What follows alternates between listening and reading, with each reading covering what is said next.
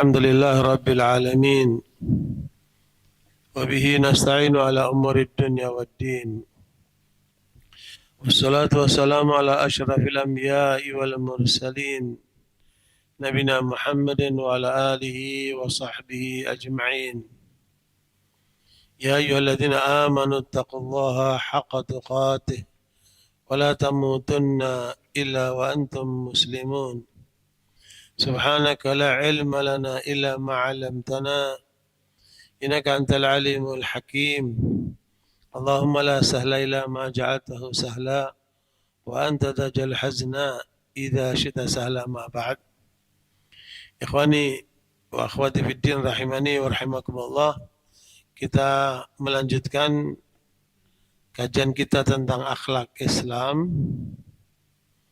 Setelah kita menyampaikan pendahuluan kemarin bahwa akhlak ini berasal dari kata khuluq. Khuluq itu dari kata khalaqa. Jadi kalau Nabi mengajarkan kita apabila melihat kaca, apa doanya?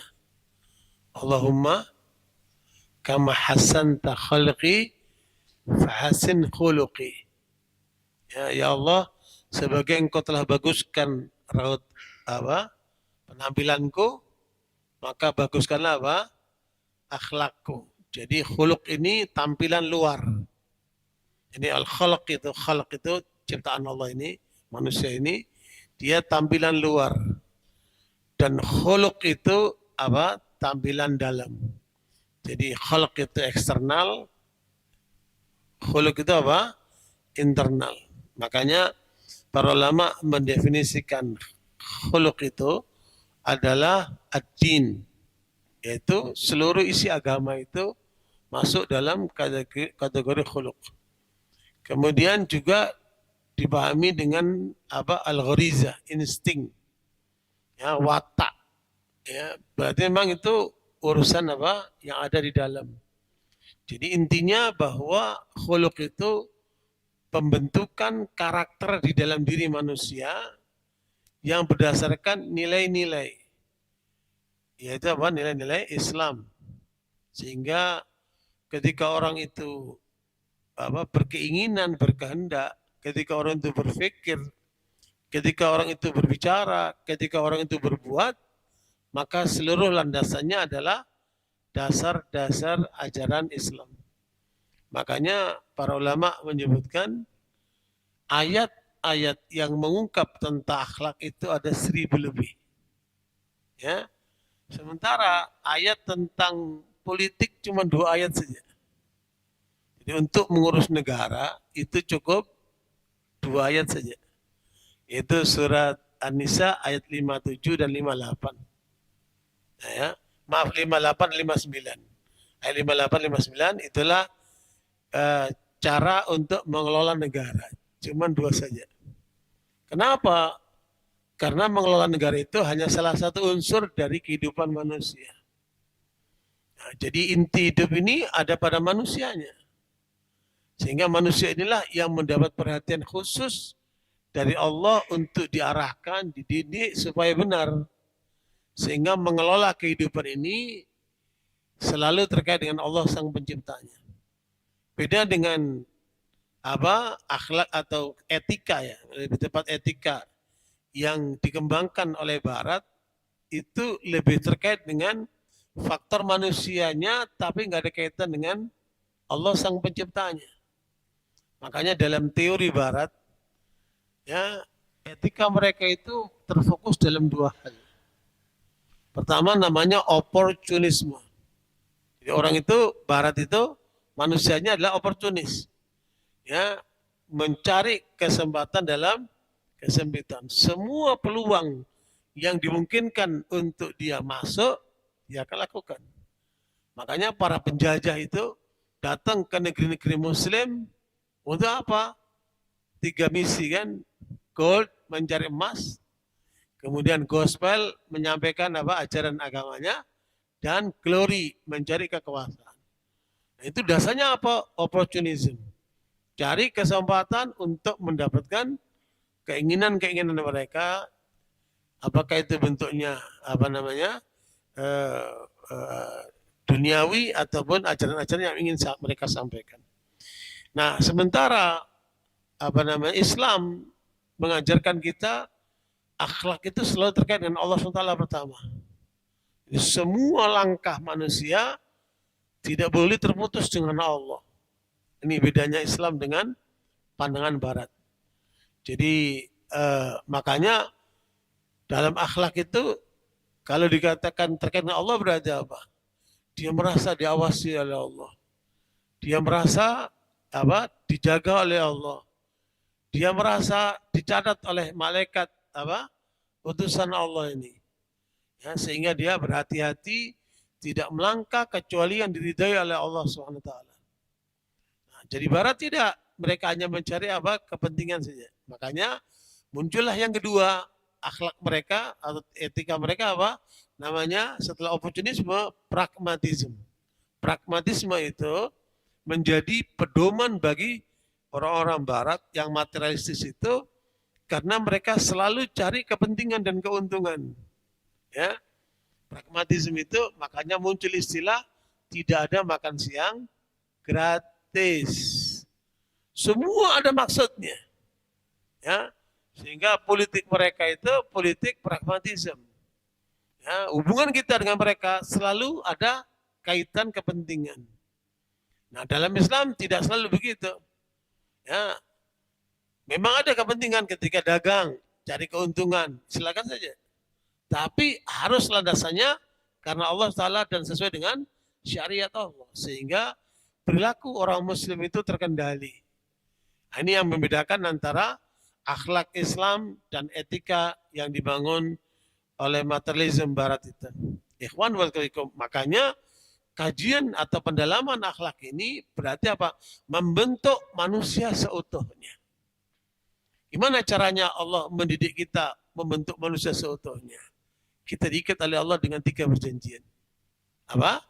3 perjanjian. Yang pertama, perjanjian rohani dulu. Surat Al-A'raf ayat 172. Silakan dilihat. Surat Al-A'raf ayat 172. Ini perjanjian pertama. Wa id akhadha rabbuka min bani adama dzurriyyatahum wa asyhadahum ala anfusihim alastu bi rabbikum qalu bala syahidna an taqulu yaumal qiyamati inna kunna an hadza ghafilin.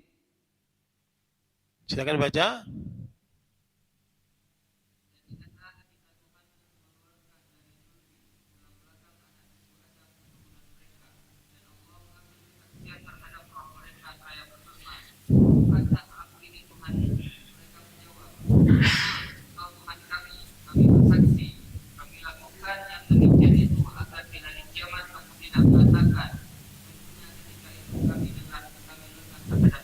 Jadi sebelum manusia dihadirkan ke dunia, roh-roh kita ini sudah dikumpulkan di sana.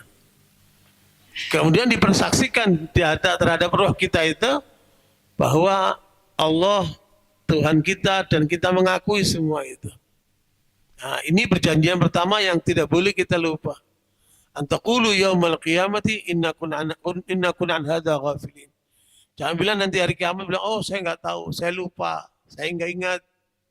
Nah, itu perjanjian pertama yang harus diingat. Makanya roh kita ini tidak akan pernah sehat kecuali kalau terhubung dengan Allah SWT.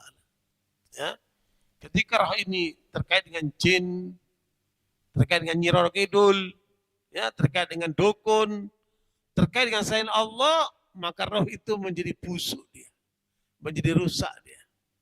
Ya, makanya roh inilah yang harus kita rawat, kita jaga. Selama roh itu menempel di badan ini, ya, maka jadilah namanya apa? Jiwa. Ini jiwa itu apa maknanya? Perpaduan antara badan dan roh. Ketika roh menempel dengan badan namanya apa? Jiwa. Makanya kalau roh itu lepas, tinggal apa? Tinggal jenazah, tinggal tubuh saja itu. Ya, ketika roh itu masuk dalam diri, itulah namanya jiwa. Nah, jiwa inilah yang nanti kemudian diikat oleh Allah pada saat ketika dia lahir di dunia.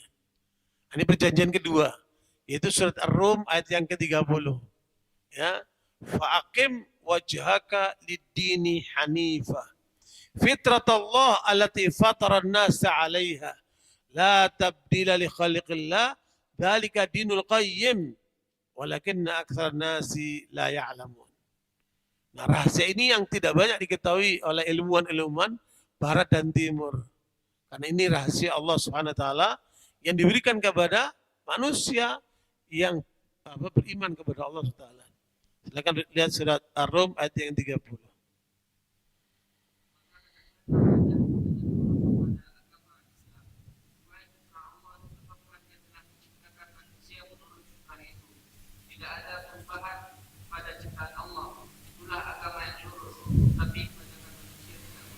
Setelah roh diikat dengan Allah, ya sekarang apa?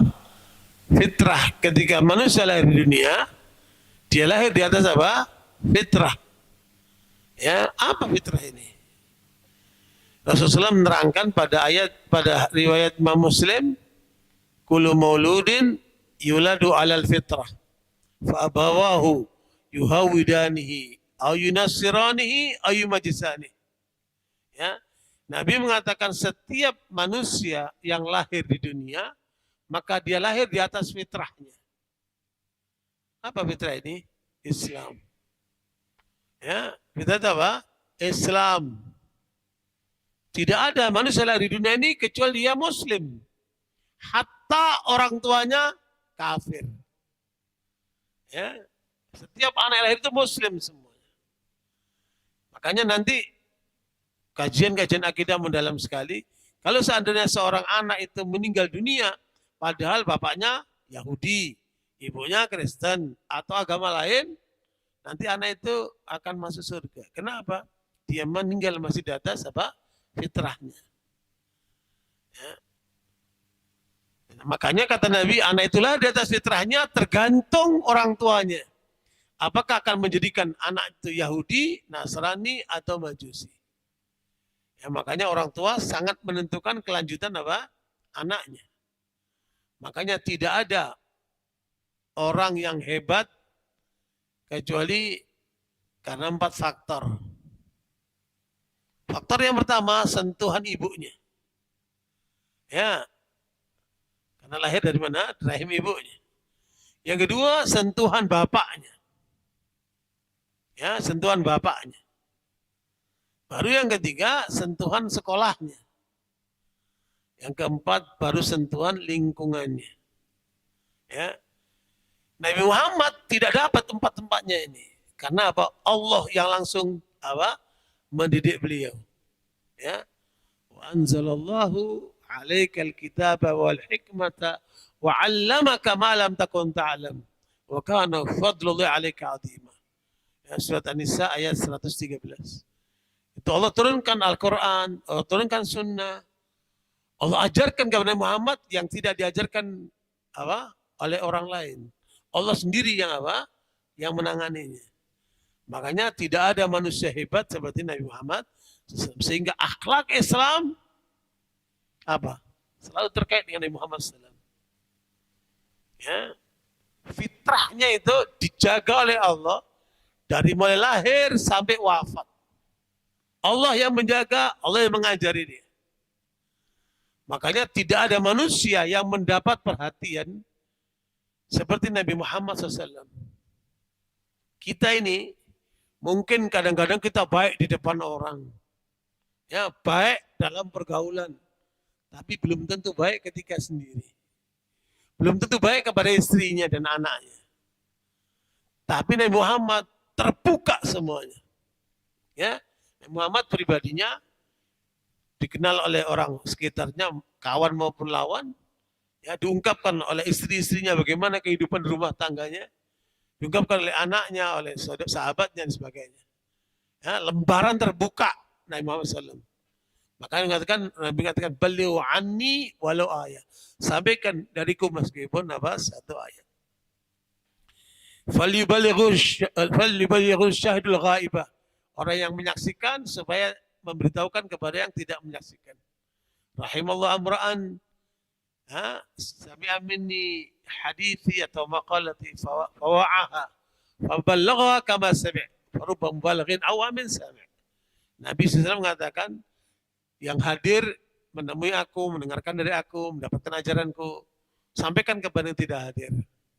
Semoga Allah memberikan cahaya dan kegemilangan bagi seorang yang mendengarkan ajaranku, nasihatku, hadisku, kemudian dia menyampaikan kepada orang lain.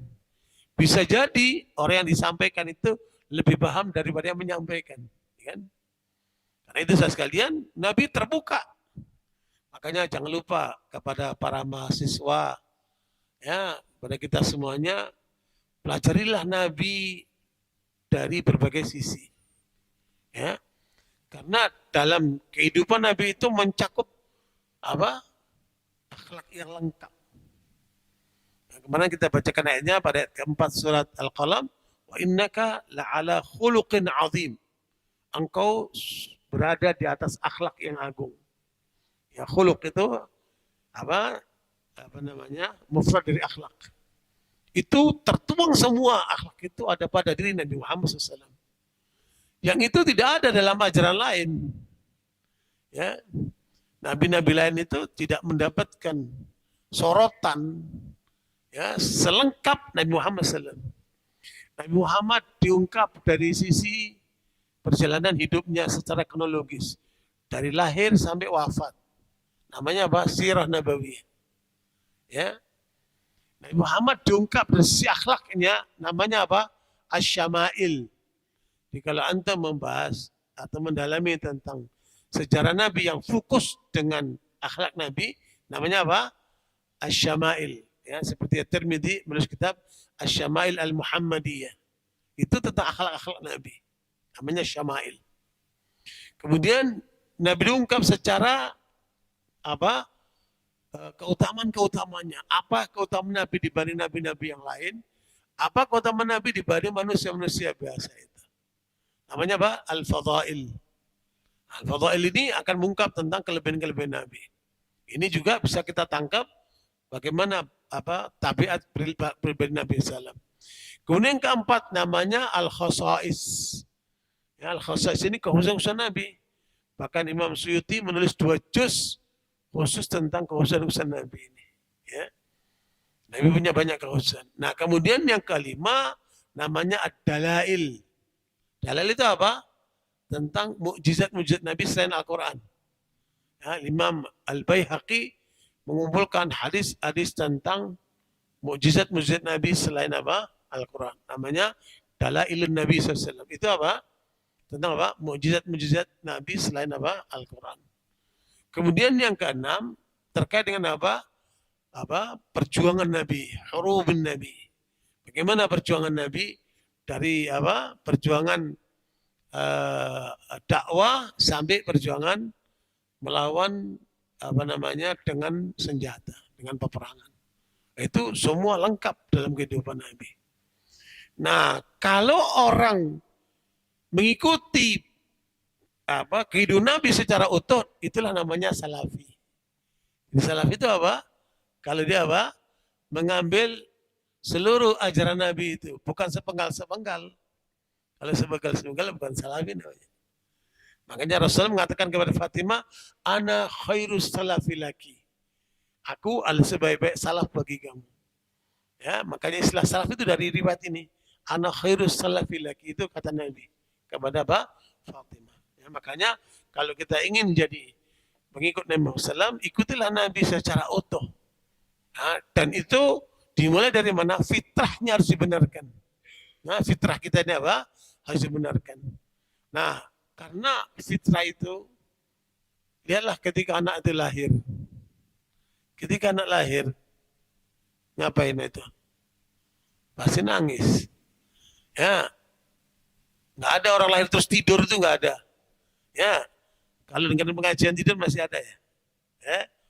Kalau lahir pasti nangis. Kalau nggak nangis berarti mati tuh anak. Kenapa nangis? Kenapa anak lahir itu nangis? Kata Nabi, dia diganggu sama setan. Ya, dia diganggu sama setan. Makanya ketika anak lahir, diapain? Diazankan. Ya, diazankan. Supaya apa? Mengusir pengaruh setan itu. Ya. Jadi mulai awal lahir sudah diperdengarkan apa? Azan itu. Itu mengusir pengaruh setan. Ya. Kemudian anak itu disusuin sama ibunya. Ya. Kemudian diperdengarkan Al-Quran. Itu akan menjadi tenang anak itu. Ada seorang ibu Cina, ya, dinikahin sama lelaki Arab Saudi. Ya, sepertinya Cina-Cina dari Uighur ya. Uighur itu banyak Muslim di wilayah itu, Xinjiang namanya. Dulu namanya Turkistan Timur, ya, sekarang namanya Xinjiang. Uighur itu sukunya. Dan salah seorang wanita Cina itu dinikahi sama orang Arab Saudi Arabia, tinggal di Madinah. Dan orang Arab ini cinta betul dengan istrinya orang Cina ini. Kenapa? Si wanita ini suka ngaji dia. Kalau waktu luang, ngaji dia. Suka ngaji dia. Sehingga suaminya cinta betul sama dia. Tinggal di Madinah. Sampai hamil istrinya ini. Ya, terus dibacain Quran terus. Sampai lahir, anaknya dikasih nama Bilal. Ya. Kemudian seperti anak yang lainnya kan, pasti nangis. Kemudian diazankan, kemudian Bilal ini terus diperdengarkan Al-Quran oleh ibunya. Umur 6 tahun Bilal ini sudah hafal Quran. Ya, bukan ngaji dari pesantren, dari apa? Dia dengar tuh apa bacaan ibunya itu. Nah, ibu-ibu kalau masih bisa hamil, ya jangan lupa itu banyakkan baca Quran pada anakmu itu. Ya. Di Indonesia ada nggak? Ada anak umur 6 tahun hafal Quran? Ada nggak? Hah? Belum ketemu. Ini 6 tahun dah hafal Quran nih Bilal. Itu peranan ibunya. Subhanallah. Nah, barakallahu saya sekalian, mudah-mudahan ini menginspirasi ibu-ibu yang muda ya. Kalau apa hamil, jangan lupa banyak baca Quran. Nanti ketika anak itu lahir, jangan diajarin bintang kecil. Dulu kan kalau anak kecil itu bintang kecil apa itu. Hanya bintangnya kecil terus nggak besar-besar itu. Ya. Bagusnya apa? Perdengarkan Al-Quran. Ya. Subhanallah. Nah, barakallahu. Jadi Rasulullah SAW menafsirkan fitrah itu apa? Islam. Setiap anak lahir dengan Islam. Fitrah itu dalam bahasa Inggris namanya insting. Dalam bahasa Indonesia namanya naluri. Apa? Tabiat, naluri, insting itu namanya tabiat dan naluri. Dalam naluri manusia itu ada apa? Ada 3 hal. Ya, ini kalau disadari, maka kita bisa bangun insting manusia ini, naluri manusia ini, fitrah manusia menjadi benar. Yang pertama, naluri manusia dia butuh sama Allah. Ya, dia butuh sama Allah. Maka kita tanamkan terhadap diri anak itu supaya selalu nyebut nama Allah. Ya, mengingat Allah. Ya, mau makan baca bismillah. Ya, makan baca alhamdulillah. Anak itu diajarkan selalu terkait sama Allah. Itu insting manusia, harus ditumbuhkan itu. Ya. Dia butuh sama Allah. Buktinya kita lihat orang-orang kafir termasuk komunis. Ya, ketika terjadi peristiwa, namanya bencana alam atau apa, tsunami atau banjir atau apa, kita dengar tuh suara mereka, oh my God, kan manggil Tuhan juga dia. Padahal nggak yakin sama Tuhan. Itu apa itu? Insting, naluri. Itulah fitrah. Itu tertanam di dalam diri manusia itu. Nah, itu jangan sampai dipadamkan. Kalau komunis itu dipadamkan. Tidak ada Tuhan. Terus apa namanya? Yang ada hanyalah materi-materi itu. Ya, atau kemudian dia ateis. Ya, ada juga yang day itu percaya Tuhan tapi nggak percaya agama. Aneh lagi tuh. Ya, kalau percaya Tuhan ada kaitan apa? Pasti dengan agama. Ya. Jadi kalau seorang anak itu yakin sama Tuhan, sama Allah, maka dia apa? Butuh apa? Panduan agama yang datang dari Allah. Itulah Islam. Itu yang pertama. Apa namanya? Kandungan dari apa? Fitrah itu. Yang kedua apa? Dia butuh hidup. Dia butuh hidup. Artinya apa? Dia butuh sandang, pangan, papan. Itu naluri manusia. Lapar, cari makan lah. Ya. Kemudian haus, cari minum lah. Kecuali sedang puasa ya. Ya. Karena ini latihan kita untuk tidak terkait dengan apa? Tidak terkait dengan apa? Makanan minuman itu. Nah, itu fitrah manusia. Ia butuh hidup. Nah, yang ketiga, kalau kemudian biasanya polanya anak lahir, kemudian diajarkan, kemudian disusui, dibesarkan sama orang tuanya, sampai dia sekolahkan, ya, TK, SD, SMP, SMA, sampai perguruan tinggi. Habis itu ngapain? Cari kerjaan. Ya, cari duit. Terus habis itu ngapain? Kalau antum sudah menghasilkan uang, terus mau ngapain? Cari pasangan. Itu fitrah itu. Yang heran kita, ibu-ibu itu. Anaknya dari bayi, diurusin, dikasih sayangi, luar biasa. Sudah umur 20 ke atas, ya, dikasih orang. Ada anak muda melamar, ya, dinikahin, kasih orang. Kok tega itu ibu? Kok tega itu ibu ngasih anaknya sama orang lain? Kadang-kadang anak muda yang baru kenal, ya, dinikahin, dikasih tuh anaknya. Itu apa itu? Naluri. Itulah fitrah.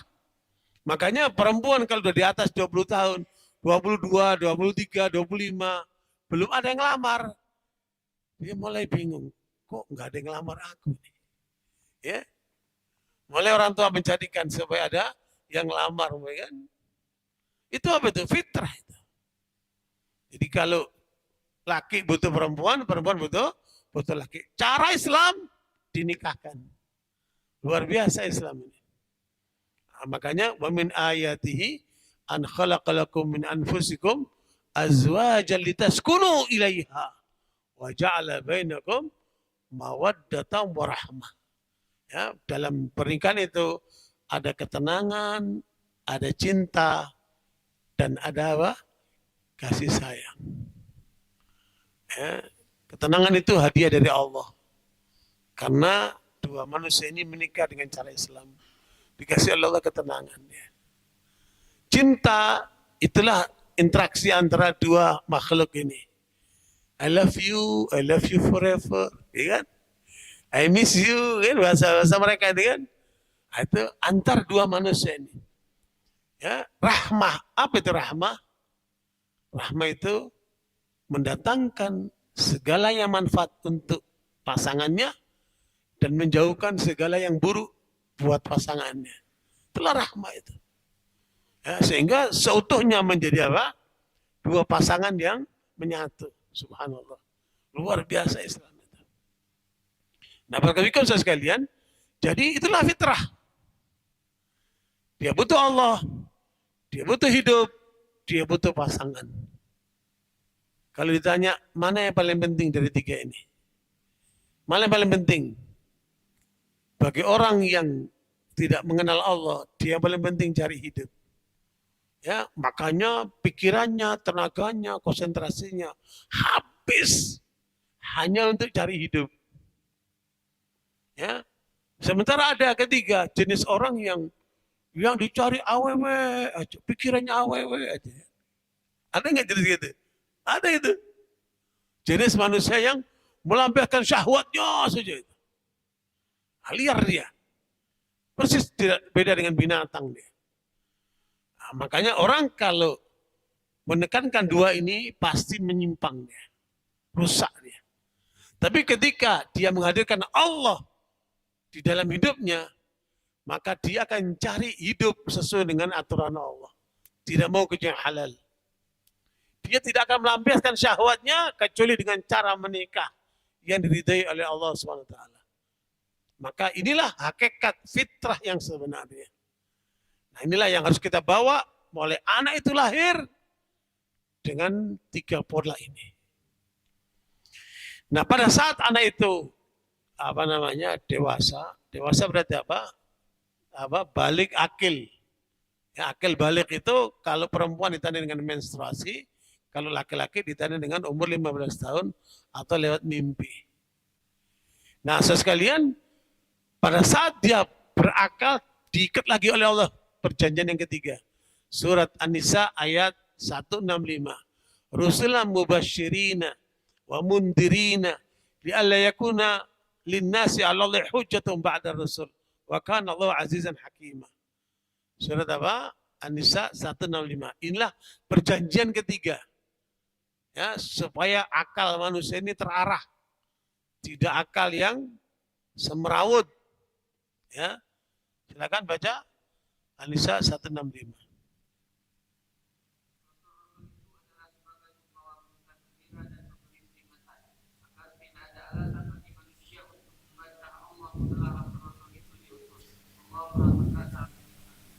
Jadi saya sekalian, 3 perjanjian ini antum jangan lupa. Rohani kita diarahkan oleh Allah supaya benar. Fitrah kita supaya diarahkan benar. Yang ketiga apa? Akal kita supaya mengikuti wahyu ilahi. Ikutilah Rasul. Nah, setelah 3 perjanjian ini, ternyata manusia masih ada yang gak beriman sama Allah. Ternyata ada manusia yang perilakunya menyimpang dari jalan Allah. Salah siapa? Salah siapa? Jangan salahkan kecuali dirimu sendiri. Ya, karena apa? Allah sudah memberikan tanaman di dalam dirinya itu. 3 ikatan. Padahal kalau antum bikin perjanjian sama orang, biasanya cuma 2 rangkap saja. Kita sama dia. Ini Allah bikin berapa? 3 rangkap. Makanya jangan salahkan kecuali dirimu sendiri. Kalau kamu belum benar. Nah, jadi saudara sekalian, inilah cara Allah mendidik umat Islam supaya benar lewat 3 perjanjian. Nah, lanjut. Setelah itu, ternyata Rasulullah lahir sampai Rasulullah menjadi Nabi. Umur 40 tahun. Bangsa Arab sudah menyimpang jauh. Abul Hasan An-Nadawi menulis kitab namanya Mada Khasrul Alam bin Hitatil Muslimin. Apa kerugian dunia kalau umat Islam ini terbelakang, mundur. Pada saat Rasulullah hadir di bumi Arab itu, manusia sudah menyimpang semuanya. Ya, namanya Jahiliyah. Jahiliyah itu sudah jauh dari Allah. Bahkan kata Abul Hasan An-Nadawi dalam bukunya Mada Khasrul Alam bin Hitatil Muslimin, ya, peradaban manusia pada waktu itu tidak ada yang seburuk peradaban bangsa Arab. Ya, membunuh orang hanya gara-gara seekor onta. Perang satu bangsa itu gara-gara seekor onta. Ya, orang tua tega membunuh anaknya yang perempuan meskipun masih kecil itu anak, ditanam ke dalam namanya wa'dul banat dalam bumi. Kekejamannya luar biasa. Para ulama mendeteksi pada saat Rasulullah memulai dakwah itu di Mekah, perilaku masyarakat jahiliyah itu ada 128 perilaku jahiliyah. Dan itu harus dirubah semua. Baik itu kaitan dengan Allah, sementara masyarakat itu menyembahnya berhala-berhala. Di depan Ka'bah itu ada 360 berhala. Di sekitar Ka'bah itu. Belum lagi nanti berhala-berhala besar, Hubal,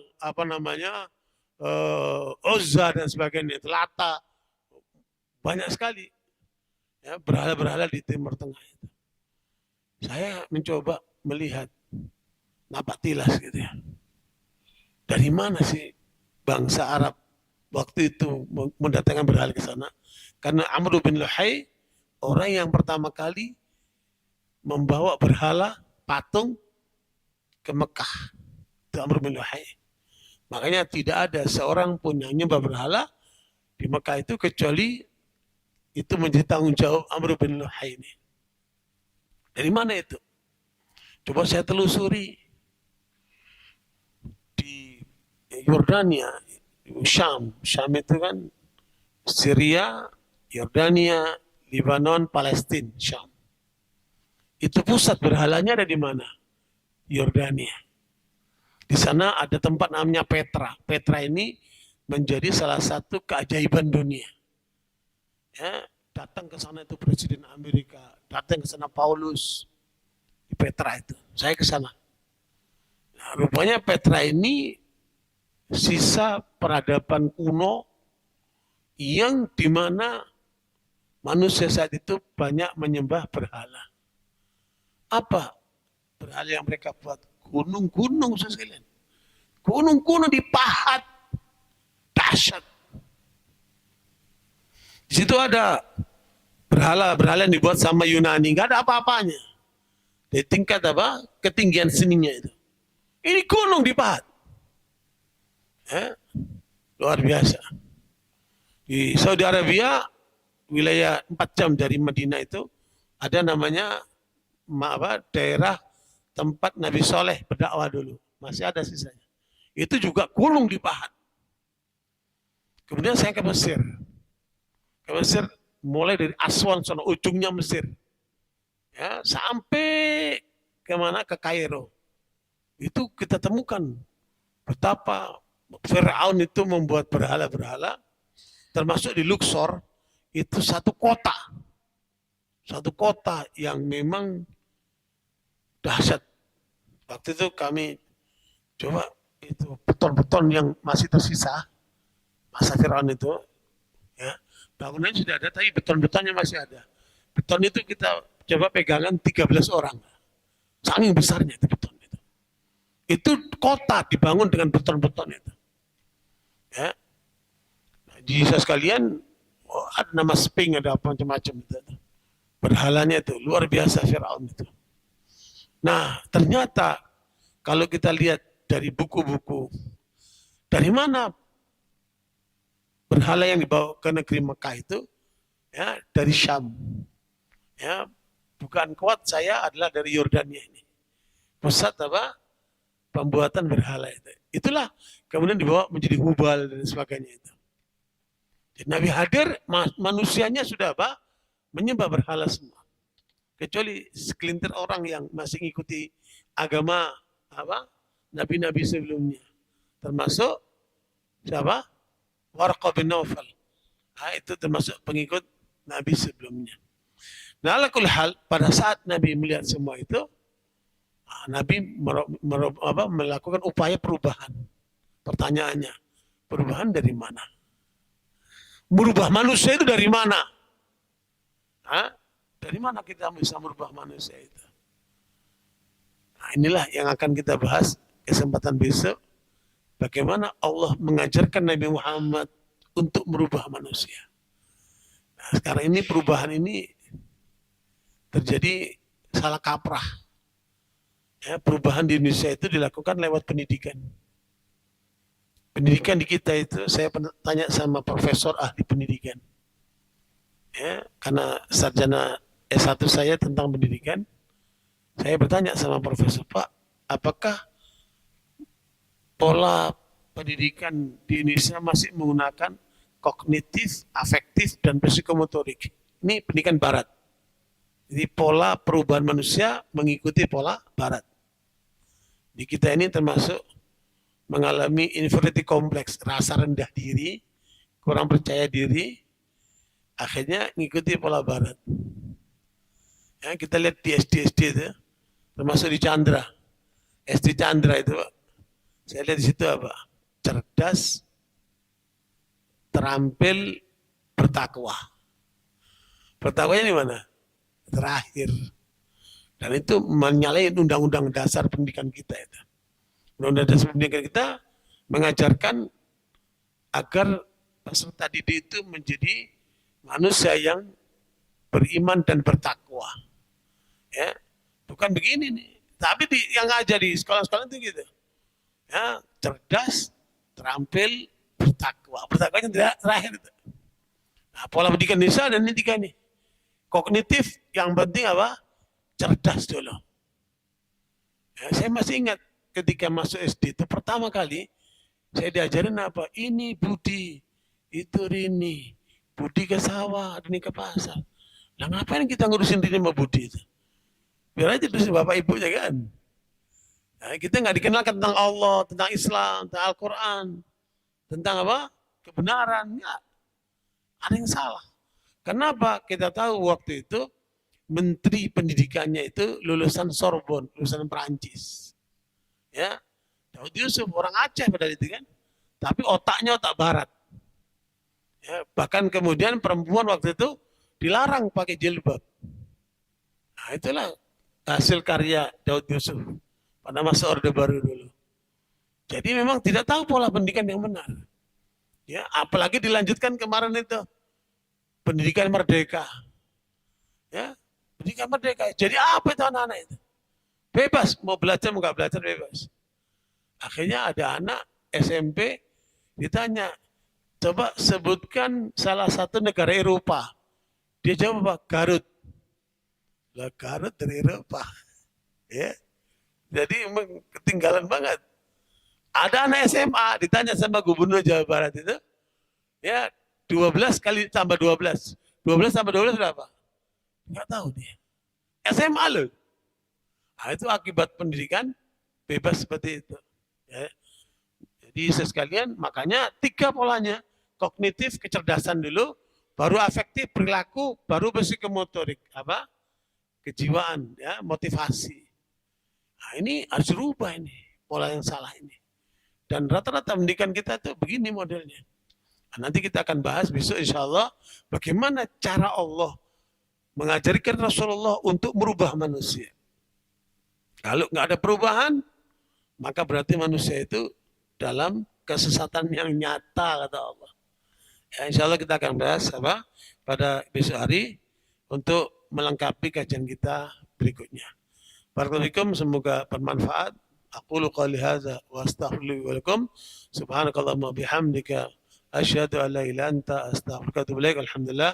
Wassalamualaikum warahmatullahi wabarakatuh.